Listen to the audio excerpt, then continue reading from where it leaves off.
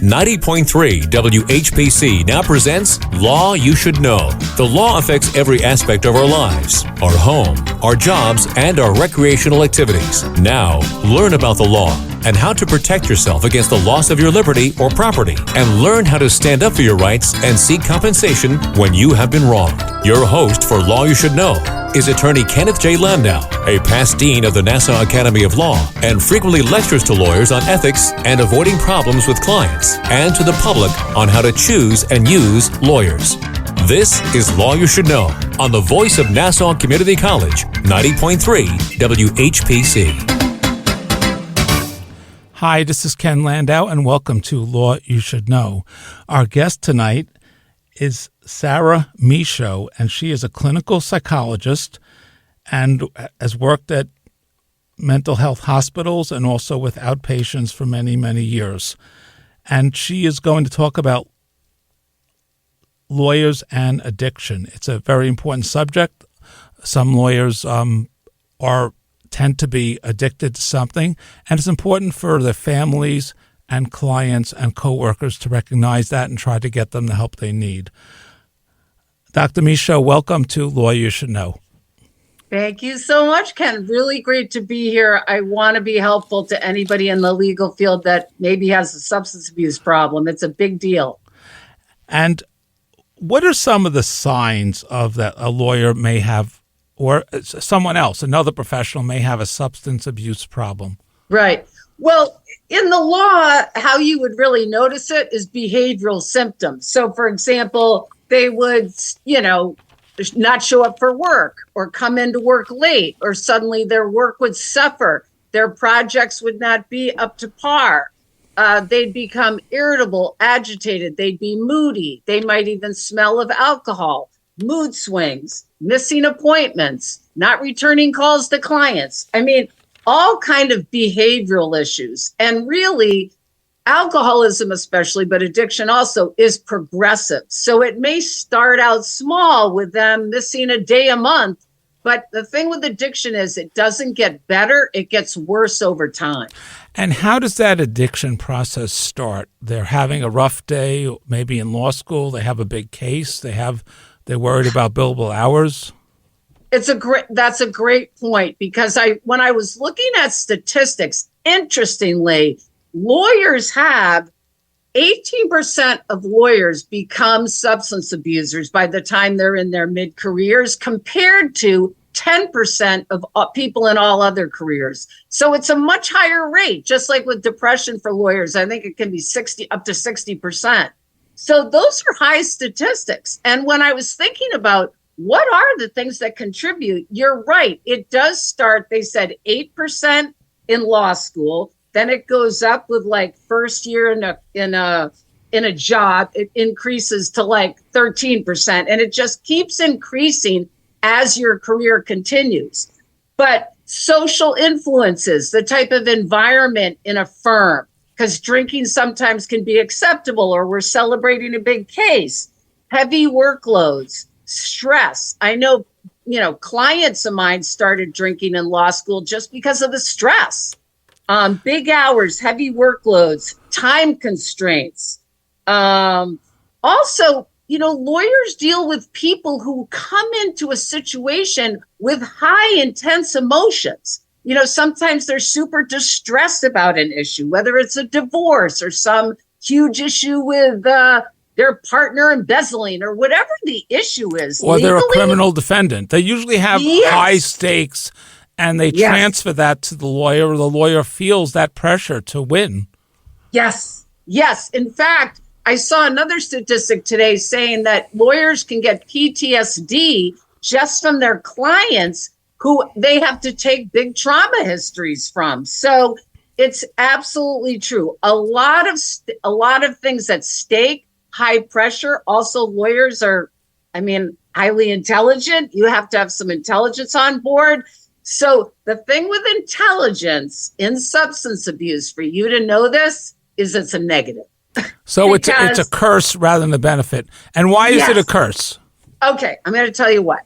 Because if you've used your mind to create your career, to get places in your life, to be successful, you believe that your mind is going to help you with your addiction. And the problem is the quintessential component of substance abuse is denial, which is a cognitive concept. So it's the only illness that you have that you think you don't have, right? So things like denial, minimizing, it's not that bad, rationalizing, oh, it's just my boss, they're stressing me out, I need to drink. All of these things are cognitive concepts. So it's really a mental illness. But lawyers, or I've had clients who are scientists, physicians, whatever, they are the hardest patients to get them to believe that they can't figure this out because they want to figure it out. And do they do, so they believe it can be overcome, that they believe the problem can be managed, but are they putting themselves in a high stress environment where they have high expectations of themselves and others have high expectations of them? Absolutely. So absolutely. Does it help if they transfer to a less stressful environment, like working for the government or dealing with estates or teaching? Yes, I think it really depends what we call the underlying causes and conditions, which are basically this. There's a saying, alcohol is but a symptom. The drug is but a symptom. So meaning it really depends the individual, what types of stuff they got going on underneath. Do they have an underlying depression? Do they have a panic disorder? Do they have a trauma history? Do they have parents that were abusive to them? I mean, whatever the situation is, it depends. So why I say that is because they may go to a less stressful job, but if they haven't resolved these underlying issues, then the desire and the craving to escape will still be there. So even if they haven't turned to alcohol or drugs, they do have that underlying anxiety and stress, and they, like people in any profession or work environment, they have to learn to manage that anxiety and stress. And what are some ways they can do that? Hopefully, I guess there are prescription medications that help them, but what about general lifestyle issues?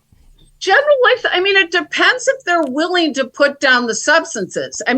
There's this debate in psychology but even if they're not taking the substances, how can they relieve the stress or manage the stress or accept a little part of stress? If someone has an anxiety disorder, absolutely. There's all kinds of, meditation, therapy, support groups, did I say medication? Meditation and medication. There's all kinds of apps that give tools for dealing with anxiety, reducing your stress, what you eat, reducing your caffeine. I had a client who had a panic disorder, but he was drinking a pot of coffee a day. So what you take into your body, there's all kinds of variables that contribute to anxiety. And, another issue with attorneys and other careers is just maybe they have anxiety, but then they become work obsessed. Becoming obsessed with your career and your work and working 20 hours a day is another thing. So it's good to have a little stress. It helps you as a professional. It helps you succeed, but you have to manage that level or else it boils over. Yes, and there's something called, and I'm not going to think of the exact name, there's like a particular it's called I'm just going to say like the reasonable stress window. So what I'm saying is everybody has a different level of a stress window. If you're not stimulated enough, you're not going to do well. But if you're overstimulated, you're not going to do well. So it's really figuring out for you what works for you. And that's going to fluctuate a little bit for everyone too, times of the day, the project they're working on.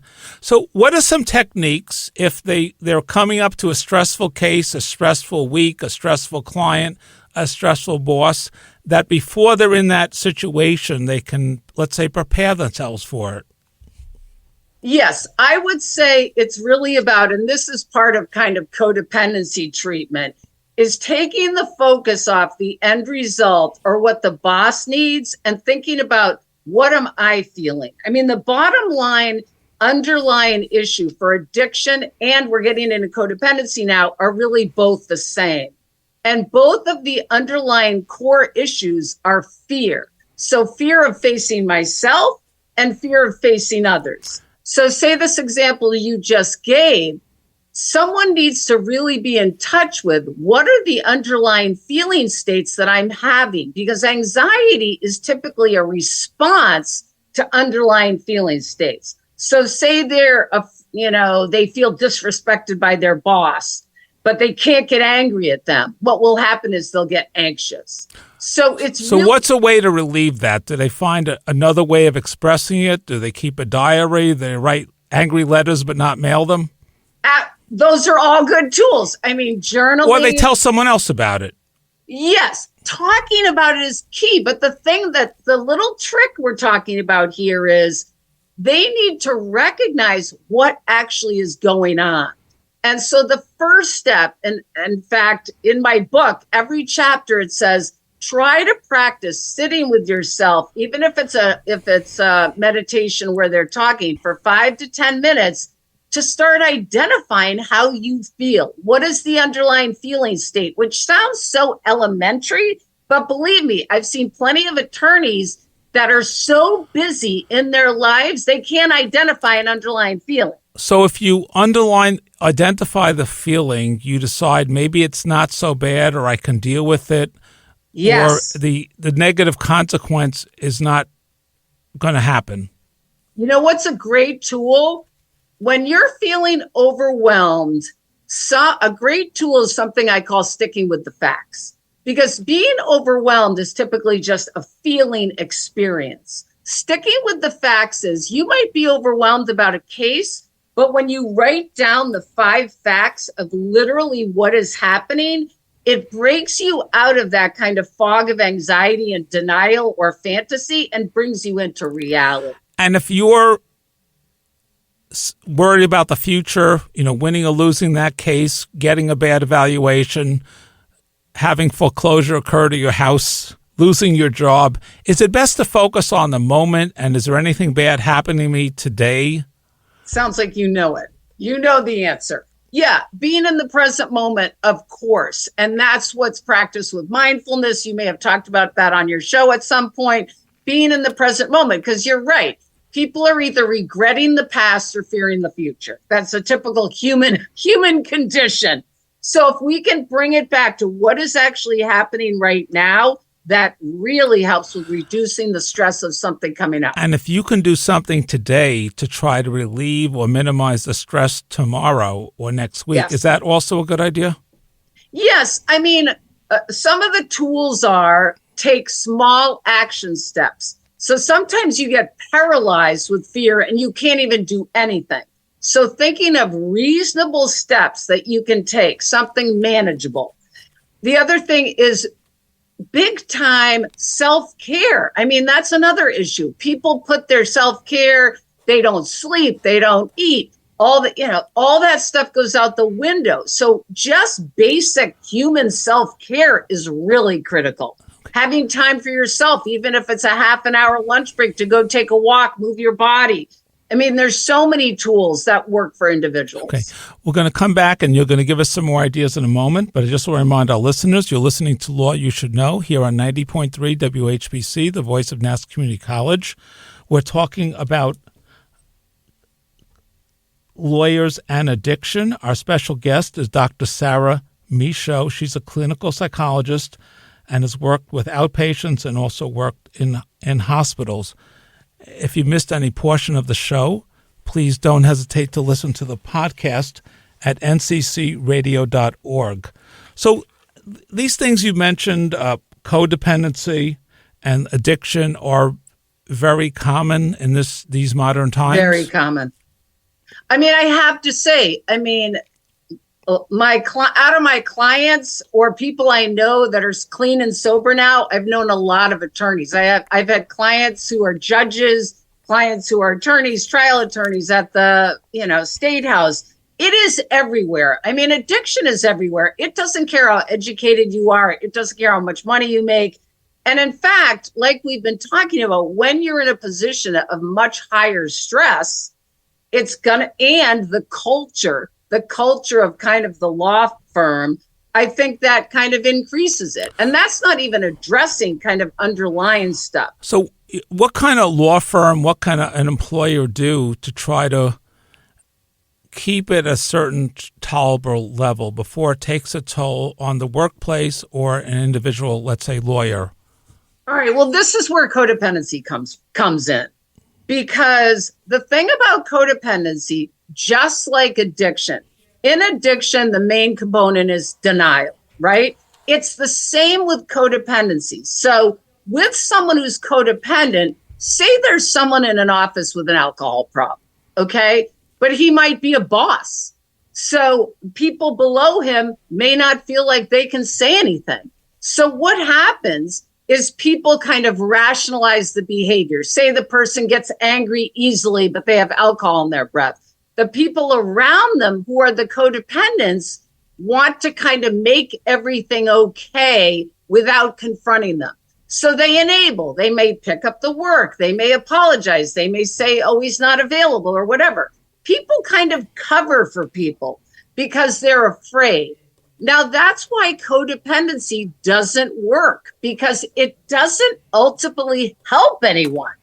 So really, law offices need to have policies around what can we do if we start thinking someone has a substance abuse problem, and make it a safe place where they can go, where they don't feel threatened. Because people with licenses, this is the same with physicians, they're so afraid to come see me because they're afraid I'm going to report something or they're going to lose their license.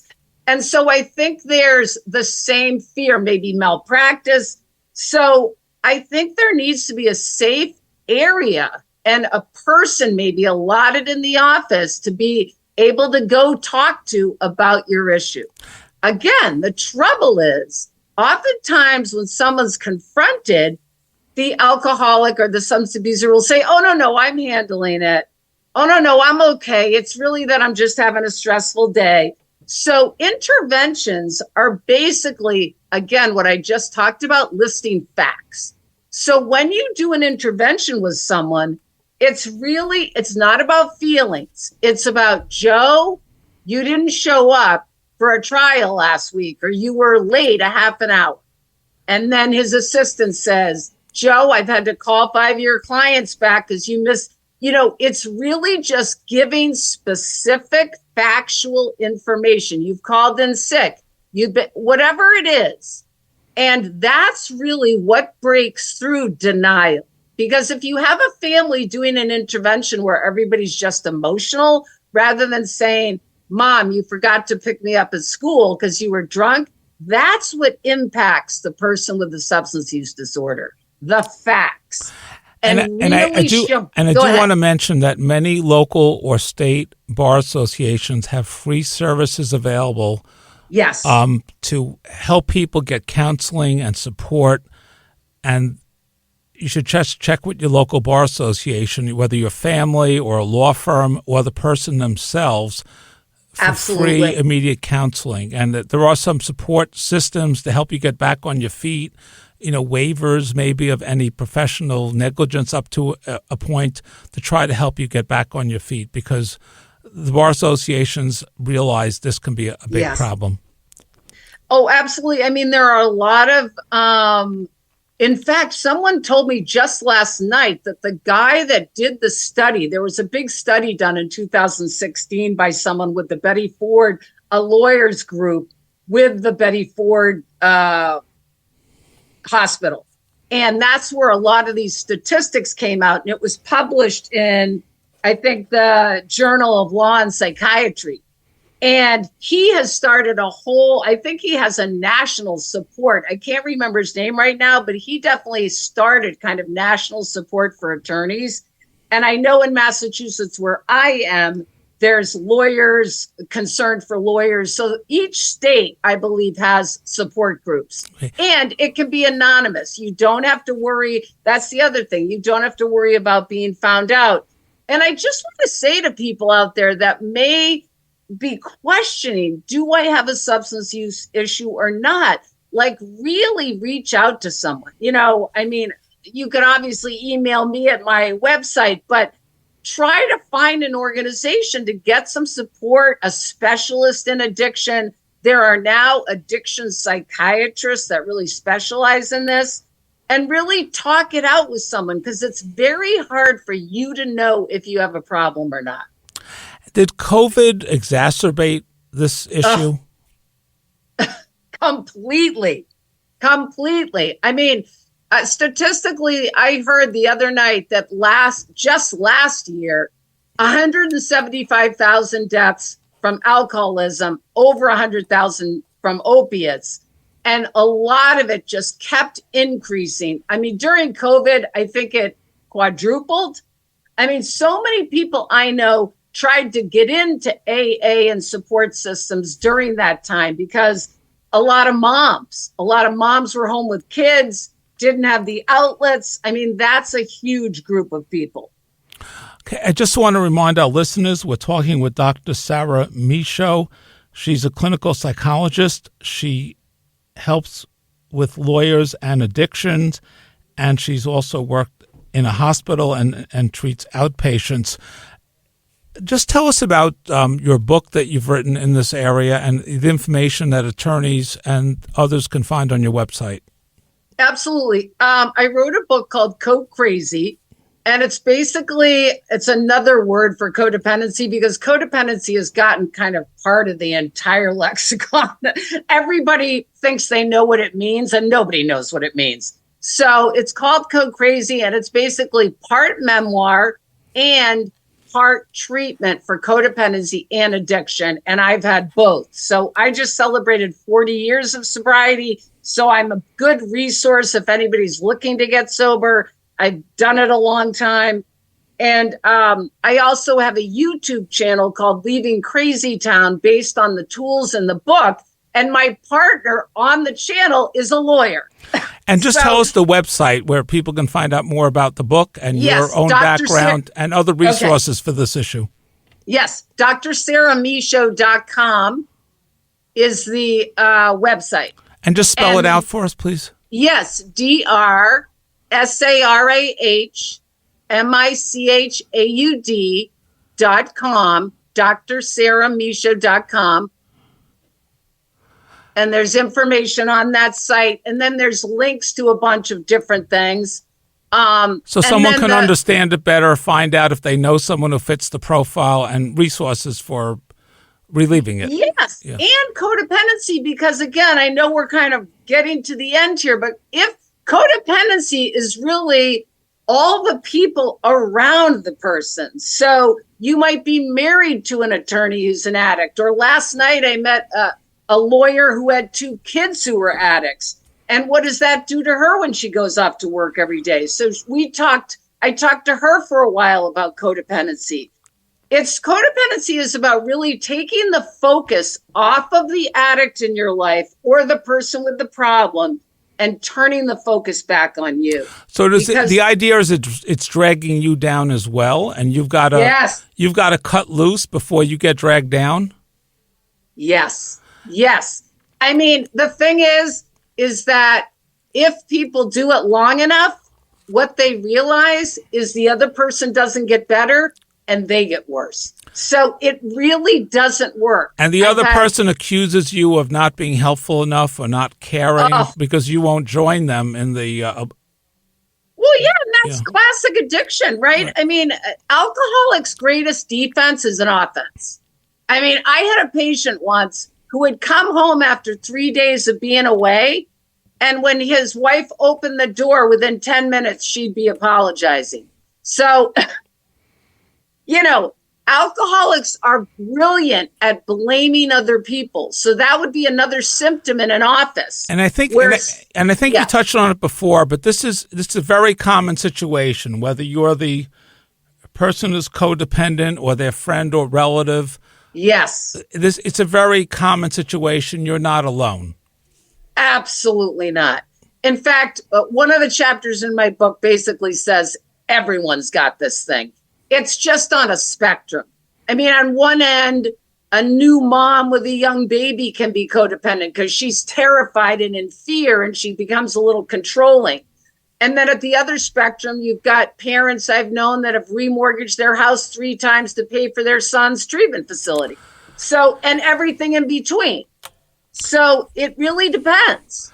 And just to bring us back, you mentioned that everyone has a certain amount of stress in their lives, whether they're a lawyer or another professional. And the key, and some days may be more stressful than others. Some projects may be more stressful than others. The important thing is to manage and contain that stress. Yes. And should lawyers or their families, their firms help them to, give them support in getting their work done, encouraging them to take time off, have a hobby, just do something that will mitigate that stress? I think it will help. I mean, definitely reducing the stress will help. I think it's complicated connected to the addiction because reducing stress doesn't necessarily solve an addiction. It would help someone in recovery if there was a reduction of stress. But once someone has crossed that line into addiction, that really needs to stop before you can address the stress. And when you say the line, that's with substance abuse or alcohol. Yes. And before that might just be being stressed all the time. And let's say eating. And maybe they're using other things. I mean, believe me, you can be overeating. I mean, an attorney I met just a month ago, he quit drinking, but 3 months later, he'd gained 60 pounds. And sometimes you're just yelling at other people, you're upset. Yes. I was going to say there's 2 presentations, stereotypically for someone who's codependent. One is the kind of angry, controlling, why aren't you changing? Why aren't you, you're pissing me off all the time. And you're not helpful enough, no matter what you're doing. Yes. And then on the other hand, there's the person who's codependent and very passive and fearful and people pleasing and trying to accommodate and help the person on in that way. So they're kind of 2 extremes of the same thing. But both ways are really trying to get something accomplished with the other person, but neither of them work. What works is honest communication. And perhaps with some outside person or a facilitator. Yes. Okay. Yes. I'd like to thank Dr. Sarah Michaud for being our guest on Law You Should Know. If you missed any portion of the program or would like to tell someone else about it, please go to the podcast at nccradio.org. And please join us next week at this same time for another program on Law You Should Know on 90.3 WHPC, the voice of Nassau Community College in Garden City, New York.